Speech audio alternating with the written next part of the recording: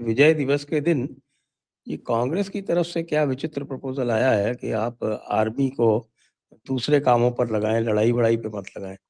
बगैर मतलब आप लोग जो हैं वो आर्मी की तरफ से इस तरह का आपने वितंडा क्रिएट कर रखा है कि साहब लड़ाई करनी जरूरी है। क्यों लड़ाई करनी जरूरी है? पृथ्वीराज चौहान जी की बात क्यों नहीं मानते आप लोग? सर धन्यवाद, विजय दिवस की बधाई आपको भी, सभी दर्शकों को भी। आप बिल्कुल सही कह रहे हैं सर, बिकॉज नेहरू जी भी यही मानते थे। उन्होंने तो ब्रिटिश आर्मी चीफ को कह दिया था, तू क्या कर रहा है, क्या रिफॉर्म्स तू पूछ रहा है, हमें तो फौज चाहिए ही नहीं। कौन सी फौज हम तो पीस पीस के पुजारी हैं, हमें कौन आक्रमण करेगा। और जब 47-48 आया तो समझ नहीं आई, लेकिन उसके बाद फिर अक्ल नहीं आई। तब तो पटेल साहब थे। बचा गए। फिर आया 62 सर, तो रखा होता मैनन, और वो खुद तो डूबा, इनको भी ले डूबा। मरे तो वेनरल डिजीज के कारण, लोग कहते हैं डिप्रेशन में मर गए 62 के दो। आई मीन हिस्ट्री की भी तो उन्होंने ऐसी की तैयारी कर अच्छा रखी। साहब, 62 में इतनी बुरी तरह से हारने के बाद भी इस्तीफा नहीं दिया ये? ना सर इस्तीफा कैसे दें? बेशर्मी की अगर कोई इंतहा है तो ये होनी चाहिए कि साहब इस्तीफा कैसे दें, हार गए बुरी तरह से। ये भी कह दिया कि असम वालों को तुम जानो, तुम्हारा काम जानो। उसके बाद कैनेडी को क्या बोला कि मेरे को अपनी शरण में ले लो, तो नॉन अलाइनमेंट मूवमेंट उस दिन खत्म हो जाती। वो कैनेडियन कहा पहले पाकिस्तान से सुलझा लो, फिर बात करते हैं। और उसका असैसिनेशन हो गया, इनको इधर एक एसटीडी खा गई तो कहानी खत्म हुई। फिर इनकी बेटी आई सर 71, आयरन लेडी। 71 होते ही आर्मी की पेंशन 10% कम कर दी। 71 का गिफ्ट जीते क्यों रिटर्न, तुम लोग? Return gift. और तुम्हारी भाई हिम्मत कैसे हुई जीतने की? सर बिल्कुल सही, बिकॉज अभी तो डॉक्यूमेंट्स आ गए ना सर। मेजर चंद्रकांत की किताब भी आप देखें कि Indira Gandhi ji never wanted to capture whole of East Pakistan. वो कह रही थी मेघना रिवर के उधर ही रहो, ऊपरली तरफ। और जो इधर वाला मेघना और बीच में जो टुवर्ड्स कलकत्ता जो हमारा बॉर्डर है, ये पूरा रहने दो ईस्ट पाकिस्तान, ज़्यादा नहीं करना, उनको दुखी हो जाएंगे। वो तो जनरल सगत सिंह जहाँ बैठे हैं आपके प्रदेश से, वो आते हैं सर, उन्होंने कहा ऐसी तैसी यहाँ तो हम लोगों ने उनका स्टैचू लगा रखा है साहब, ऐसी क्या बनना चाहिए सर, ये रियल हीरो। उसने डिफाई किया, उन्होंने तो मानिक शाह जी को भी डिफाई किया, और तू मैं भी बात आ गई थी उनकी। तो तब जाके बांग्लादेश, तभी इंदिरा गांधी जी नाराज हो गई, उन्होंने बोला 10% पेंशन कम करो।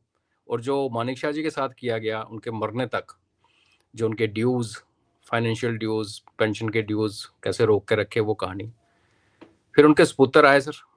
अरे जनरल सगत सिंह को भी और कोई आगे आगे कोई कुछ नहीं, उनको आर्मी कमांडर नहीं बनने दिया ना। नहीं, आर्मी कमांडर नहीं बनने दिया। जनरल सगत सिंह ने एक कारनामा थोड़ी किया सर, बांग्लादेश लिया, नथुला में जो दांत खट्टे किए 67 में, वो भी उन्होंने डिफाई किया था उनके कोर कमांडर को, जनरल गोवा की liberation as brigade commander, Goa की गोवा लिबरेशन। तो वो तो sir he was a soldiers general ना, वो भी बनने बंद हो गए। तो इनकी खानदान की भी बात चल रही है ना सब, पृथ्वीराज चौहान तक आते हैं। फिर आए जनरल सगत सिंह के ऊपर भी बात करनी है जरा। आप मेजर चंद्रकांत को आप पकड़िए, हमारी पकड़ में तो आते नहीं। अच्छा, मैं उनको रिक्वेस्ट करता हूँ, मैं बोलता हूँ उनको सर। तो एक बार आए थे, आधा छोड़ दिया और उसके बाद फिर बात ही नहीं की, फोन ही नहीं अभी वो उठाया। शिफ्ट भी हो गए हैं, is gone back to Gurgaon sir. बीच में जयपुर आगे सेटल हो गए थे ना, वापस जाना पड़ गया उनको कुछ कारण से। तो आई रिक्वेस्ट सर, मानते हैं तो अच्छा। तो स्वर्गीय राजीव गांधी जी आए सर, उनके साथ अरुण सिंह जी थे, जो इंदिरा गांधी जी ने इसलिए रखे थे कि बचपन के दोस्त हैं और उनको थोड़ा समझाएंगे, इनको राजनीति तो आती नहीं। तो अरुण सिंह ने कहा कि जब फोर्स का पंगा निकला तो उन्होंने कहा भाई as government we should be transparent. तो रक्षा राज्य मंत्री थे, उनको बोला आप बिस्तर पैक कीजिए और आप निकलिए इधर से।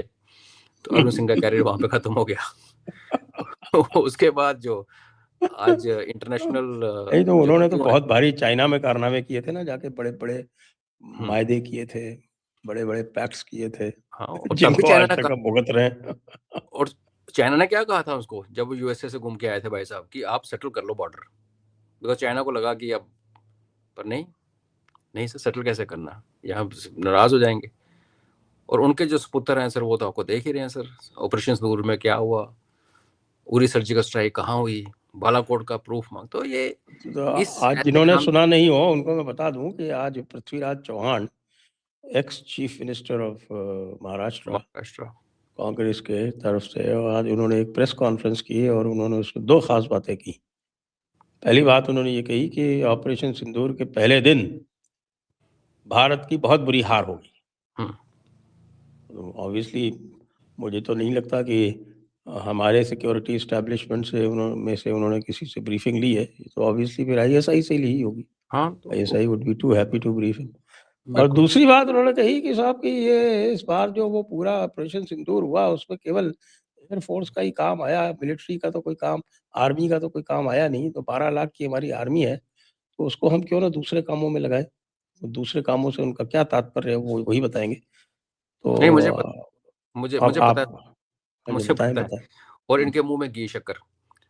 पहले वो बात कर लेते हैं कि जिसको समझना हो ना सर, ये जो पहले दिन की लड़ाई जैसे आप कह रहे हैं, तो कांग्रेस तो ट्वीट करती रही है, जो आईएसआई की ट्वीट आती है same language, full stop same कमा, हमने तो देखा है इनके सारे हैंडल्स और आईएसआई की लैंग्वेज सब सेम होती थी सर, वो उसमें तो कोई शक ही नहीं है। फौज कैसे लड़ती है, कौन क्या लड़ता है, वैसे मैं दर्शकों को आपके थ्रू बता दूं सर, पहले दिन जो 9 टारगेट उड़ाए गए थे ना सर, उसमें से 2 एयरफोर्स ने उड़ाए थे और 7 आर्टिलरी ने उड़ाए थे। लेकिन हमारे में कोई कंपटीशन नहीं है सर, ये प्लान था, जिसके रीच में था उस तरीके से टारगेट लॉट हुए। तो पंजाब के बहावलपुर और इसका मुरीदके वाले टारगेट्स को छोड़ के जो ऊपर के टारगेट्स थे सारे कोटली में, पीओजेके में, वो हमारी आर्टिलरी ने उड़ाए। बट वो कोई फर्क नहीं पड़ता, हमारे देश नहीं, ने वो उड़ाए। आर्टिलरी को तो मानते नहीं ना। हाँ, आर्मी का मतलब केवल इन्फेंट्री होता है। अच्छा। और इन्फेंट्री वालों के साथ ही आरटीओपी साथ में चलता है सर। एनीवे सर, ये क्या चाहते हैं मैकेनाइज्ड ये? इन्फेंट्री को भी नहीं मानते, वो केवल हाँ, पैदल सेना मानते। ओके सर, ये क्या चाहते हैं? और मैं कहता हूँ मुंह में घी शक्कर।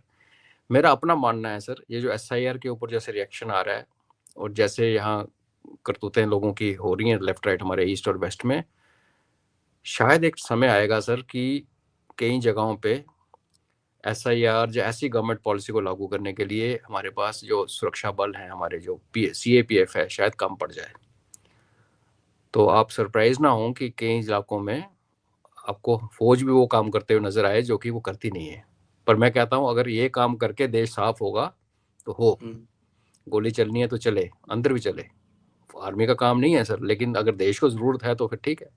तो ठीक है सर, इनको बोलने दीजिए, ये उसी खानदान की सर्विस में है जिन्होंने को चीफ मिनिस्टर बनाया। तो और नवजोत सिंह सिद्धू की वाइफ ने बोल दिया ना चीफ मिनिस्टर कैसे बनते हैं कांग्रेस में, तो ये भी चीफ मिनिस्टर था, तो उसको निकाल दिया। तो इसने तो कुछ बोलना था, प्रशंसा करनी थी। तो मैं नेहरू जी से लेके पप्पू तक इसलिए तो कहानी सुनाई कि इनके डीएनए ही ऐसा है सर।